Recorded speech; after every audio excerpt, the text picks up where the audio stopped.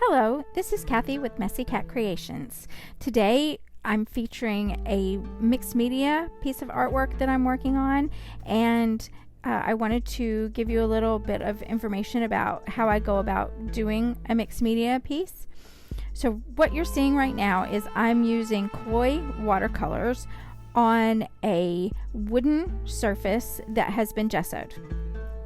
And I like to start out with watercolors because it gives me a different effect than using acrylic wood. It's much more free-flowing, and I can manipulate the way the pigment is going on, even to the point of using a dryer to move it around. So this is what it looks like dry, and the next things that I'm going to be doing to it are I'm going to be putting on pieces of ephemera. These are all things that have been taken out of magazines or things you get in the mail. I just collect all different kinds of ephemera from all different places. So right here, everything on the screen is from magazines, but in just a minute you'll see two pieces of paper that go on that I actually created myself using a jelly plate and pulling individual prints, that mono prints from a jelly plate. I'm not very good at that yet. I had never even heard of jelly plates up until a couple of months ago, and I've been experimenting with them. So I'm using actual pieces that I did on a jelly plate, this piece, and then there's a green piece that I'll be putting on. Those are both things that I actually created myself, pulling from a jelly plate. So that was really fun, and if I do more of that, I'll show you guys how to do that at a later date. So this is all how I'm adhering all of these is with a gel medium. And so I put a layer of gel medium down, and then I put the ephemera down, and then I cover it with another layer of the gel medium. And then I also put gel medium over any of the areas of watercolor that I want to preserve the way it looks, because if I use wet media on top of the watercolor, because there's gesso underneath, the watercolor will pick up and move. But if I put gel medium over the top of it, then it will not move.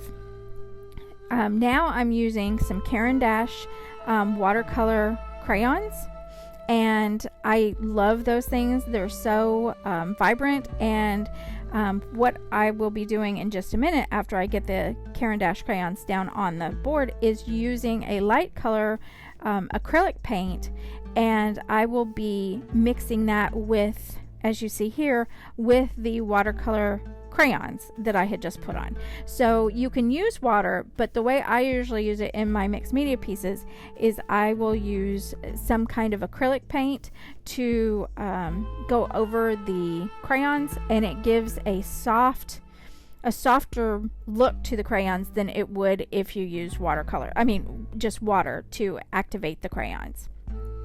So what I'm doing now is just putting down a layer of acrylic to kind of cover all of the edges of the ephemera. I don't always do every single edge, but I like to soften the edges and make them look more blended. So I'm using several different colors of just cheap apple barrel paint, and it's an acrylic paint, to work on the edges of the ephemera, and then add any kind of just line work or even blobby work in different areas, just to add a layer that I will then put more and more stuff over the top of. So all of my mixed media pieces have just a gazillion layers to them. And so right now I think I'm using pink, darker pink than the first one that I was using to mix with the watercolor crayons. Now I'm going to be adding in more layers of ephemera. You'll notice that even with mixed media pieces, I almost always have imagery of people's faces. from magazines or things that I've actually painted myself. It just depends on the piece. But almost all of my mixed media pieces have some form of facial imagery in them. And then what you're seeing now with the flowers on her head, I do a lot of imagery with things that are like crown work or halos on people's heads. That's just an ongoing set of imagery in almost all of my mixed media pieces, as well as using architectural pieces.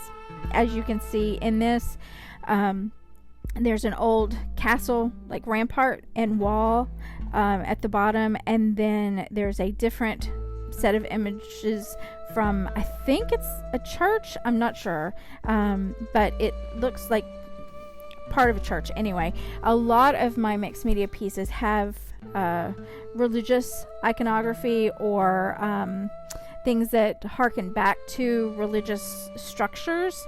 So that is an ongoing set of images in most of my mixed media work as well. So now I'm just adding a different set of apple barrel colors. This is a darker blue to the line work, and next you'll see me doing, this is also a very consistent thing in most of my mixed media pieces, are imagery using paint that looks like it's dripping or that turns into some kind of even it can look like lightning going down towards the earth. You'll see later in the video that the dripping looking paint actually turns into something more along the lines of either vines or dripping lightning. For some reason, that I love that type of imagery, so that will show up over and over in my art that you'll see anytime I do mixed media work. This is another thing that I do a lot, is wrapping vine-like things around architectural pieces in my mixed media. So if you watch more videos like this, I'm sure you'll see that kind of element in many of my pieces as well. So now what I'm doing is I took out some I think it's Gansai Tambi, a different set of Gansai Tambi. Nope, here the green is koi watercolor, but the gold that went into the eye, that was a set from a Gansai Tambi, I think. It's not my big set that I use in many of my videos, but this is a smaller, just metallic set. And so I'm using that for dots of gold in the hair, and I used that also for the eye. The paint I put on the skin of the face and the hands, though, that was koi watercolor. Now I'm adding some more ephemera. I like to collect imagery of jewelry out of fashion magazines, and well, any magazines that I happen upon that have jewelry, but I then cut up the pieces and parts of the jewelry to use as different elements in my mixed media. So here, these were two different, I think one was a bracelet and one was a necklace that used these type of golden flower imagery, and I just cut them all up and am using them as a headpiece type situation for this woman. Her features are going to be more almost Gorgon looking, at least at this point in the piece. This piece is not finished yet, and there's so many layers to my piece. This is going to have to be a 2-part video, but I wanted to go ahead and get this first part edited. Right now I'm using several different metallic paints and mixing them together. I'm using blue and greens from 3 different metallic sets to get the color that I wanted. One element that you'll see over and over in my mixed media pieces are a continuation of elements that are already there. So the green in the woman's scarf that was coming off of her head, I wanted to continue that down the page. So Now I'm going to be just putting more and more layers, because metallics are usually very thin and see-through, so you have to build them up with several different layers, and that's what I'm doing here. But we are going to be quickly coming to the end of this video in just a couple of minutes, so I wanted to say thank you for watching. I hope you've enjoyed this. I hope it was informative. There will be a second part, because I'm not done with this piece yet, so I'll have to do a second video when I get the piece done. And this piece was actually inspired by music that was supposed to go with this video. I will try to put it quietly underneath this voiceover, but you won't get to hear it as much as I would have liked for you to get to hear it, because there was just so much to explain. But the piece was actually inspired by a piece of music that Andrea, my wife, did. She created it when she was working on a background set of music for a different video that I had done, and this was, she gave me an option between two pieces, and I used the first one on the video that I already uploaded, and then I loved the piece of music she did so much that it inspired me to do this piece of artwork, which was funny because she's supposed to be being inspired by pieces of artwork that I'm doing to make music, but in this instance, her already having made the piece of music inspired me to want to make a piece of artwork to go with it, because I love it so much. And it's actually inspired me. I think I'm going to do at least 2 pieces of art inspired by this one piece of music, because it's just so hauntingly good. I just love it so much. She's never made a piece of music that I loved as much as I love this piece, and I love all of her music. So here's the element of that looks like either roots or upside down, well, I guess not upside down lightning, because lightning always strikes towards the earth. So it's a little bit root-like, a little bit lightning-like, and I like to use that type of imagery a lot in my mixed media pieces. This is a second layer of the blue paint, and a lot of times the apple barrel does take 2 or 3 layers. This is a dark red metallic paint going over different aspects of this sculpture at the bottom to highlight the hair and part of the draped cloth to the sculpture. And then I will be using watercolor here to highlight some of the elements of this castle, and then some darker watercolor to put shadows into some of the elements of the castle.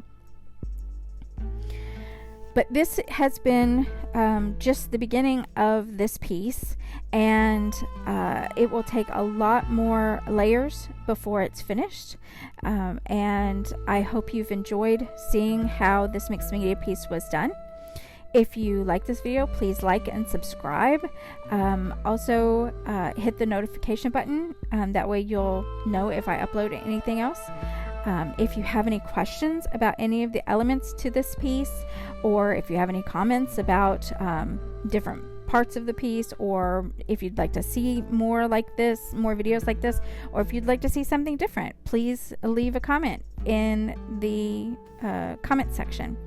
And I really appreciate you watching this video, and thank you for supporting my channel. Thank you again for watching. I hope you've enjoyed this process, and I hope you have a wonderful rest of your day. I'll see you again soon. Bye!